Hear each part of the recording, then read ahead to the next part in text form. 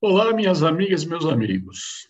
Estamos mais uma vez aqui para conversarmos um pouco a respeito de assuntos ligados à espiritualidade, ao cotidiano ligado à espiritualidade. Eu quero agradecer imensamente a essa casa maravilhosa que eu reencontro, que exatamente ela se dedica ao desenvolvimento, ao crescimento espiritual. E o reencontro é uma casa assistencial espiritual. E ela sempre está procurando, nos dias de hoje, que são dias de atribulação, são dias realmente de temeridade, onde as pessoas sofrem certas angústias, e como será o dia de amanhã, e ela tem realmente, através da sua diretoria, através dos seus trabalhadores, tem arregaçado as mangas e feito trabalhos bastante interessantes, que são as vibrações espirituais, que existe toda uma metodologia para isso, que foi bem estabelecida, essas palestras. Então, note, nós não estamos sozinhos. Tem alguém pensando em nós. E isso vem do plano espiritual. E nós temos que ter fé, nós temos que ter esperança, nós temos que acreditar em alguma coisa. O que é que nós acreditamos? Em Deus. Nós acreditamos nessa luz maior e que nos traga um lenitivo para que nós possamos continuar as nossas lutas. Então, hoje eu gostaria de falar sobre as mulheres da Bíblia. As mulheres da Bíblia são pouco lembradas. Geralmente são os homens, né? Lembro-se de Abraão, Isaac, Moisés, assim por diante. E as mulheres, que foram batalhadoras, vencedoras, muitas estavam no anonimato, contribuíram imensamente para o progresso dos hebreus, ou mesmo do cristianismo, como nós veremos aqui, alguns nomes. Eu começaria a falar em Débora. Eu acredito que poucas pessoas ouviram falar em Débora. Quem foi Débora? Débora era uma mulher extremamente ociosa das suas obrigações. Ela foi ama da esposa de Isaac. E ela ajudou a criar Esaú e Jacó, que foram filhos de Isaac, e Rebeca. E ela foi ama de Rebeca. Então, ela estava já num contexto histórico junto aos hebreus. E ela era temente a Deus, era uma pessoa, e ela era considerada como profetisa. Eu entendo que ela não era profetisa, ela tinha mediunidade. E ela, nas suas reuniões, ela sempre mostrava coisas que deveriam realmente acontecer e sempre no caminho do bem. Então, ela tinha evidência. E, por conta disso, era uma pessoa humilde e ela era extremamente respeitada. E ela foi elevada a juíza. Ela se tornou a primeira mulher a ocupar um cargo que era anteriormente de juízes, que ela foi a quarta. Então, anteriormente, houveram 3 juízes e ela foi a quarta, que foi juíza. E ela tinha uma maneira de conduzir os seus atos de julgamento que o povo realmente tinha uma idolatria por ela, que era uma mulher maravilhosa. Além disso, ela tinha uma ética muito grande. E foi numa época conturbada que ela assumiu vários papéis dentro da forma de governar os hebreus. E ela teve uma responsabilidade grande. E ela, nos seus julgamentos, naquela época, como é que eram feitos os julgamentos? Se reuniam numa praça, em algum lugar, e ela sempre tinha uma determinada palmeira, onde ela sentava-se, ao seu redor sentavam-se as pessoas que viriam receber, vamos dizer assim, o seu aval nas disputas que existiam. E sempre muitas pessoas iam assistir, porque ela era extremamente, além de rigorosa, era extremamente justa. E ela tinha uma moral muito elevada. E algumas vezes, quando os homens foram para a frente de batalha, ela foi junto. Ela fez questão de ir junto para que não se cometessem injustiças. Então, era uma tremenda de uma mulher maravilhosa, pouco conhecida. E ela, realmente, no seu desenvolvimento, ela deixou um exemplo muito grande para os que vieram depois.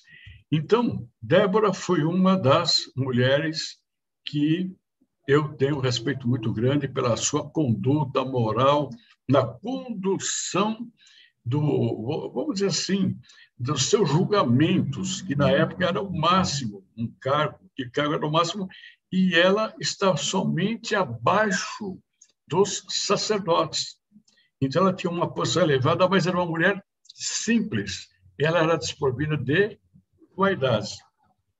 E Débora, ela é citada no livro dos Juízes, no capítulo 6, versículo 7. E ela também é citada na Gênese. Então, ela é citada algumas vezes na Bíblia, no Velho Testamento. Que o Velho Testamento, ele se refere aos usos, costumes, às leis e à história do povo hebreu. Uma segunda grande mulher, que eu acredito que já é um pouco mais conhecida, é Esther.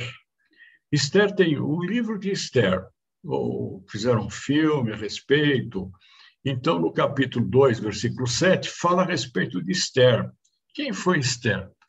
Esther era judia e ela vivia numa comunidade muito grande que não eram de judeus. E essa comunidade, eles odiavam os judeus. E ela, por conta disso, ela nunca se manifestou. Ela tinha sua crença. Esse povo era um povo não acreditavam num único Deus. Eles tinham uma idolatria. Eram vários deuses também, e idolatravam uma série de estátuas e coisas do gênero, que todos conhecem. Então, essa idolatria, ela não partilhava, mas ela se mantinha calada. E Esther, ela, através dos seus conhecimentos, então, ela era uma mulher simples, ela não teve pai, ela não teve mãe, ela perdeu, desculpe, teve. Ela perdeu os pais quando criança, o pai, a mãe, e ela foi criada por um primo mais velho. E esse primo mais velho procurou dar uma educação melhor para Esther. E Esther, ela era muito bonita, ela era muito formosa, e ela era muito bem vista na comunidade, mas não sabiam que ela era judia. E ela se mantinha muito reservada em relação a isso. E o rei da época, ele estava procurando uma jovem para se casar. Então, ele editou a procura de uma mulher e o seu primo, que tinha um relacionamento dentro do palácio, soube disso e levou Esther para se apresentar ao rei. E a comissão queria julgar e dizer a quem o rei iria realmente escolher como mulher. E quando o rei, pela primeira vez, ele viu Esther, ele realmente ficou encantado pela maneira dela se portar, da maneira dela ser, da delicadeza dela, do porte, da beleza. E aquilo realmente o encantou, e de todas as formas, né? E ele ficou encantado, e acabaram casando-se. E houve uma trama interna no governo, um decreto que era para matar os judeus. A ideia era essa, era exterminar com os judeus naquela região. Então, podia ser crianças, podia ser adultos, velhos, o que for, mulher. Então, eles não queriam mais a presença dos judeus naquela região. E ela ficou sabendo disso. E ela, por ser judia, ela tinha que fazer alguma coisa. Só que ela não poderia chegar para o seu marido e dizer: olha, eu sou judia, eu quero que você me ajude e anule essa lei que determina a morte dos judeus. Então, eles tinham a oportunidade de ou ir embora ou seriam mortos. E ela tinha que arranjar um meio. Então, o que ela fez? Engenhosamente, ela ofereceu um banquete para o seu marido. Mas isso, pelas regras da época, ela não poderia ter ofertado um banquete. E ela incorreu exatamente contra o sistema, ofertando um banquete ao seu marido, passando por cima dessas regras, sabendo que ela poderia ser descoberta que ela era judia e assim por diante. Mas ela ofereceu. E realmente foi um jantar muito bem feito, caprichado, de boa qualidade, e ele ficou mais ainda apaixonado por sua mulher. E quase ao término, ele diz a ela: o que você me pedir, eu te realizo. O que você pedir, se você quiser metade do meu reino por você, eu dou. Esse era o ponto que ele chegou a amar Esther. E ela disse que não queria. E aí ela se declarou judia. Ela se declarou, sabendo que aquele instante era um momento crucial, que ela podia ser repudiada, que ela poderia realmente ser presa, ou ser morta, ou o que for, e ela arriscou tudo. Ou seja, ela arriscou tudo em relação ao povo judeu. E o marido reconheceu nela uma mulher extraordinária. E ele aceitou que ela fosse judia. Aí ela colocou que tinha um decreto que os judeus tinham que deixar a região ou eles seriam mortos. E essa lei foi revogada. Então, ela salvou a vida de milhares e milhares de judeus através da sua coragem, através da sua inteligência e através do seu brilhantismo. E ela fez isso tudo porque ela amava a Deus. Como os judeus tinham apenas um único Deus, eles eram monoteístas. E os demais povos realmente não eram monoteístas, tinham vários deuses. E ela realmente correu risco, poderia ser realmente levada presa, o que for. Ela correu risco em relação àquilo que ela sentia pelo seu Deus. Então, eu vejo que, no caso, Esther foi uma mulher brilhante.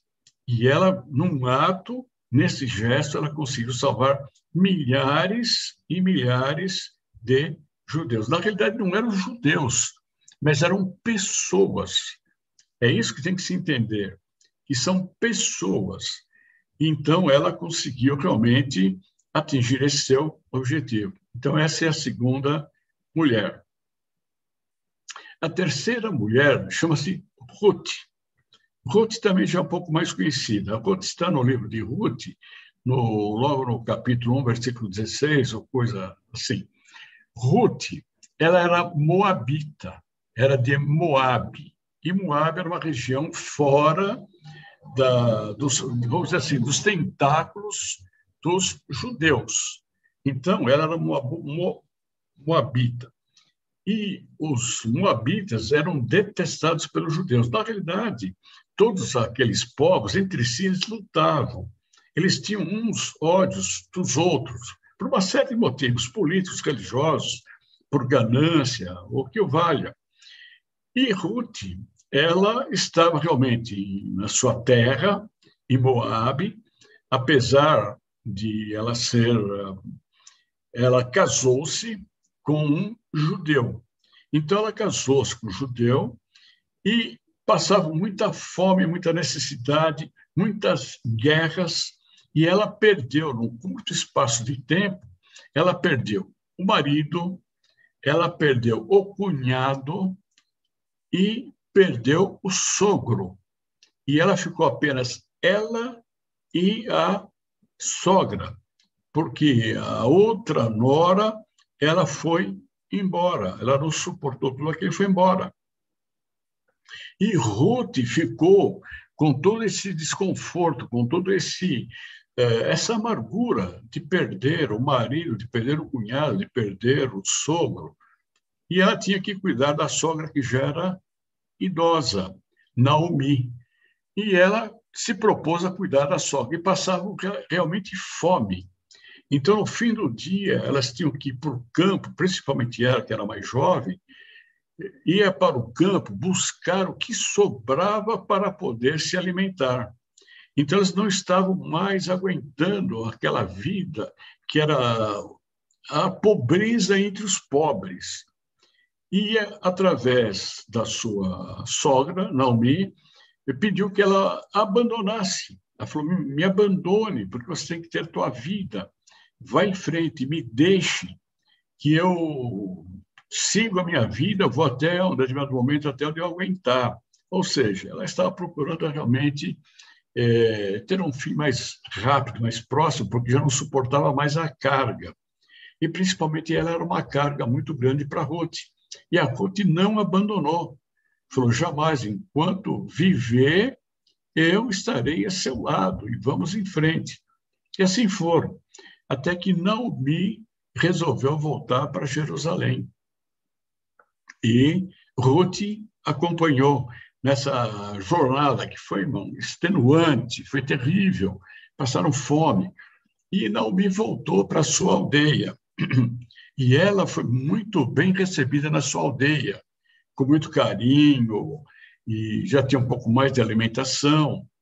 E Ruth, por ser moabita, ficou com receio de realmente não ser bem recebida, mas depois ficaram sabendo das atitudes dela, da fidelidade, do amor, do carinho, da força de vontade, ela foi aceita como se fosse uma judia. E no decorrer, não vamos prolongar muito, mas ela acabou depois casando-se com um comerciante bem estabelecido. Aí ela teve uma vida confortável, sua sogra teve uma vida também muito bem confortável para o resto da vida.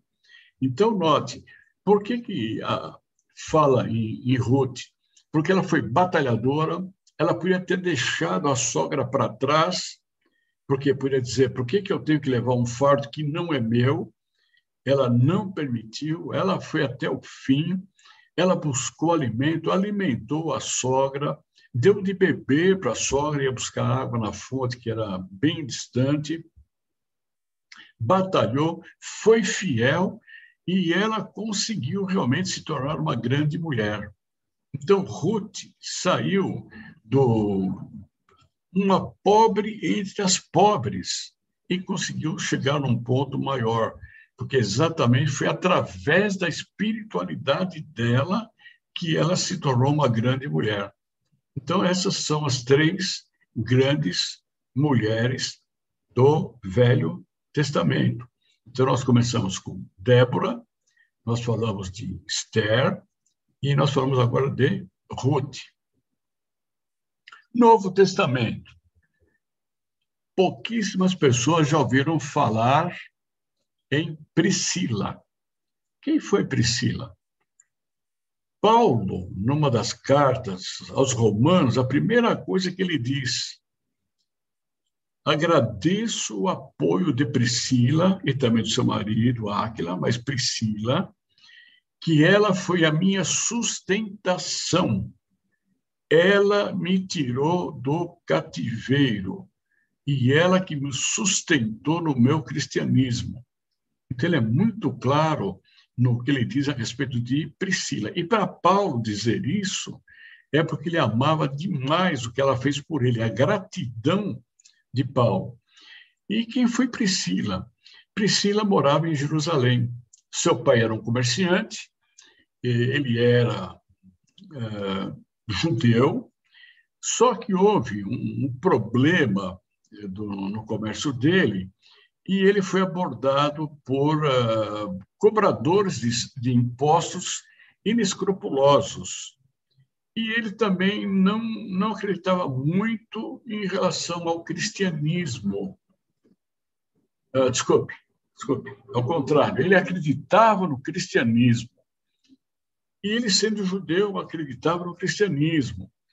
E por conta da desavença que ele teve com os coletores de impostos, tiraram tudo que ele tinha, ele ficou na miséria. Além disso, ele foi preso, ele apanhou e acabou morrendo por conta disso. E quem era realmente a cabeça desse movimento de acabar com os seguidores do mestre? Paulo de Tarso.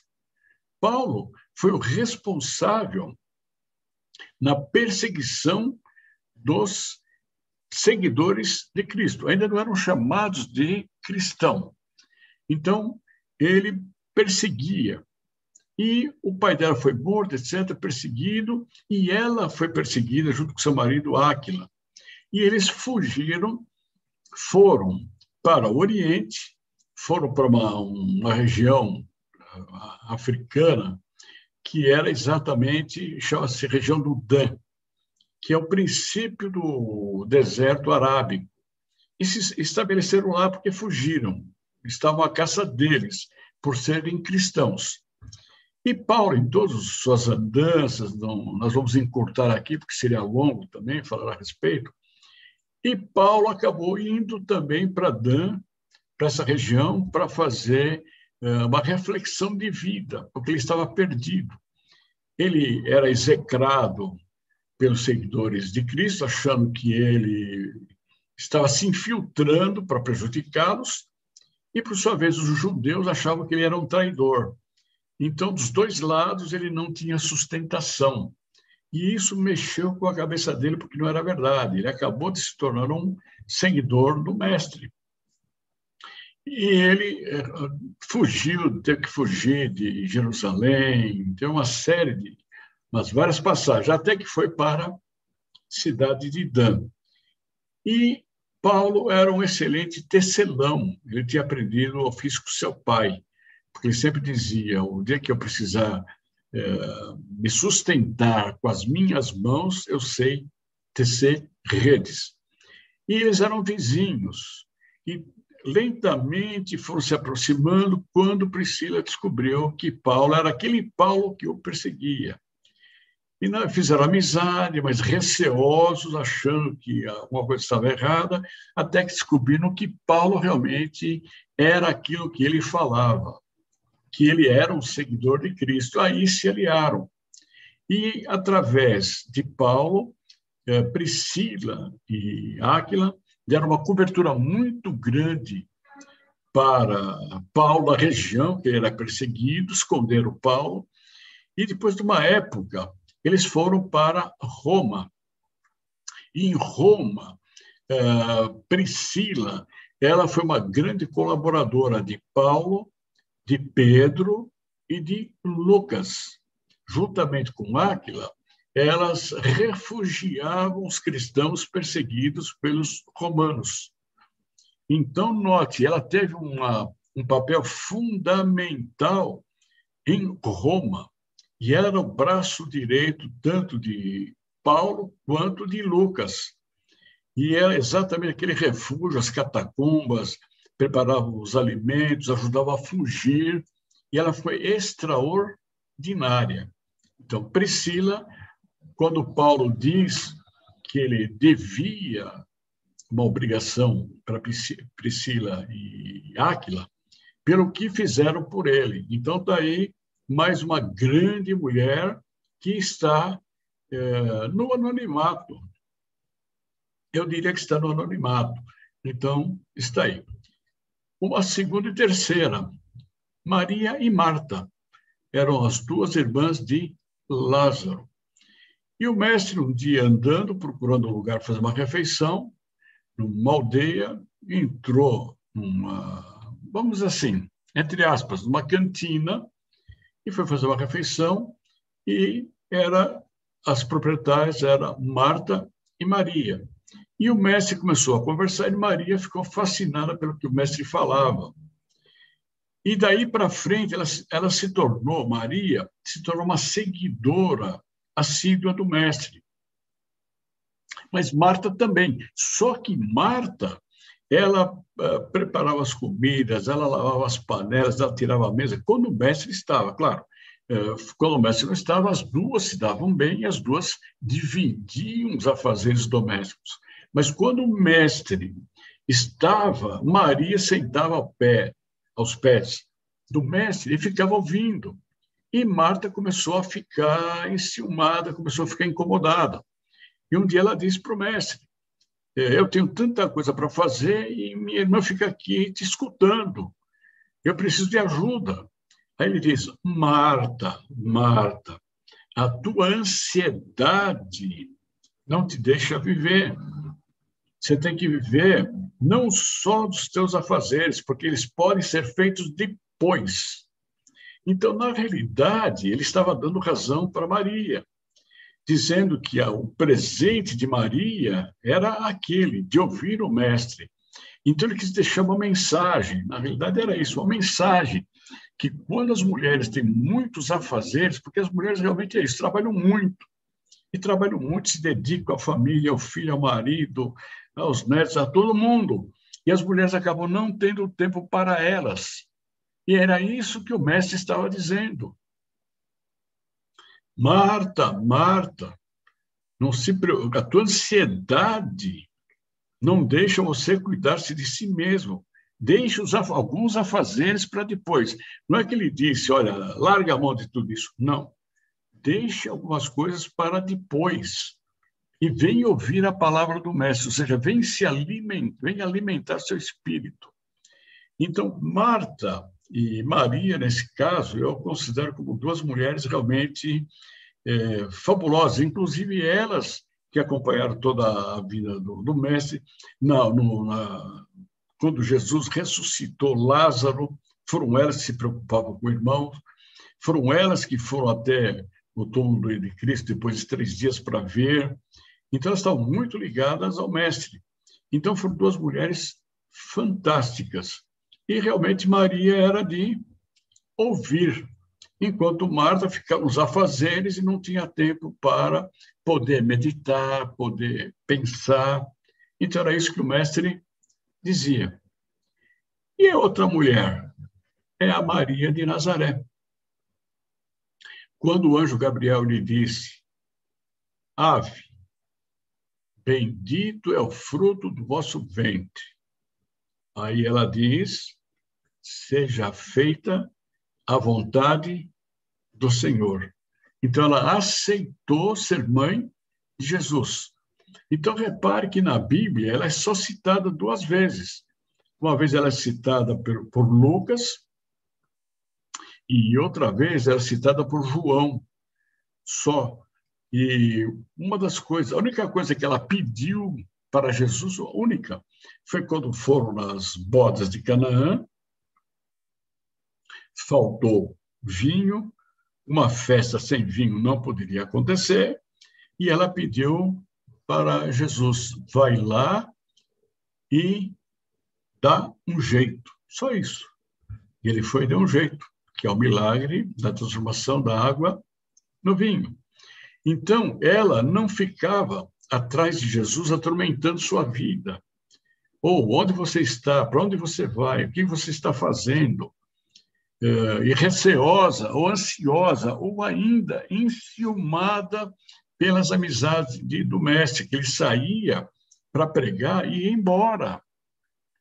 E ela não sabia para onde ele estava andando. E uma vez ela foi buscá-lo, e junto com seus irmãos, depois de um bom tempo, e ele diz: quem é minha mãe? Diz: mestre, a sua mãe e seus irmãos estão aí. Quem é minha mãe? Quem é meus irmãos? Então, note, não que ele desprezasse a mãe e os irmãos, não é nada disso. Ele estava na pregação. Então, Maria, ela foi silenciosa. Ela atuou como uma verdadeira mãe, sofrendo à distância. Ela acompanhou todo o sofrimento do mestre. Ela não entrou no meio. Na hora que ele estava apanhando, correu para pegá-lo, correu para acudi-lo, levou uma toalha.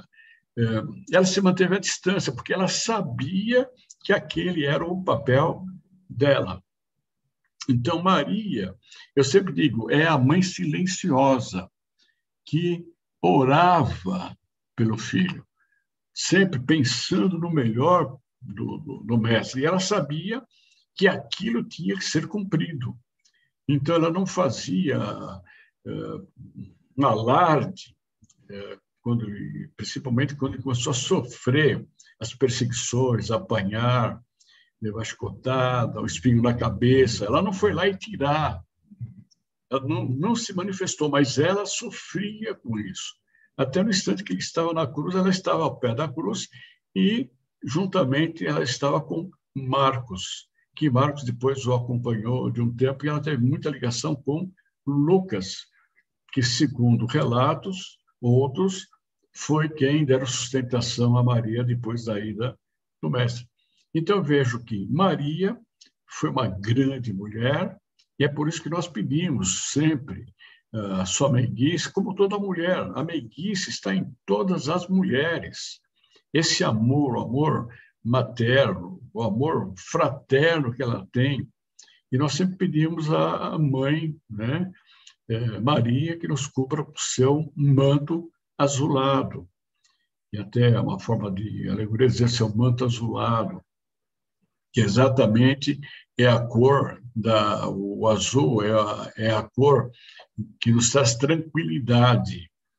Então, note, quando nós falamos em Maria, nós estamos falando em doçura, em amor, na caridade, e sempre fazendo sem se evidenciar, fazer o bem sem mostrar para os outros que está fazendo o bem. Então, eu vejo que essas grandes... Tem várias outras ainda, né? Tinha Maria de Magdala e outras mulheres que a gente não citou, mas o tempo também não dá. Então, eu tinha que escolher, realmente, eu achei que Débora, que eu achei fascinante, a história de Esther, que é interessante, a história de Ruth, que é uma história pungente, Priscila, quem leu os livros de Paulo, que tem capítulos ligados a Priscila e Áquila, foi fantástica, que sofreu pelo seu pai e perdoou Paulo. Paulo foi que perseguiu seu pai, e ela o perdoou, se tornou uma grande colaboradora de Paulo. Depois nós falamos de Marta e Maria, que são, vamos dizer assim, os dois extremos, né? Mas para o mestre, que realmente o que ele mostra é isso. E você também não pode ficar o dia inteiro no seu afazer, Marta. E Maria está certa, ela precisa de um momento de poder refletir, porque Maria também era trabalhadora. Então, nota, esse é o equilíbrio. E, finalmente, nós falamos em Maria, nossa mãe querida, mais cultuada pelos católicos do que pelos evangélicos. Então, deixamos aqui a nossa gratidão, o nosso apreço a todos vocês que estão nos ouvindo, e pense nessas mulheres fantásticas. Quantas mulheres invisíveis existem por aí? Quantas mulheres que sofrem, batalham, lutam e vencem?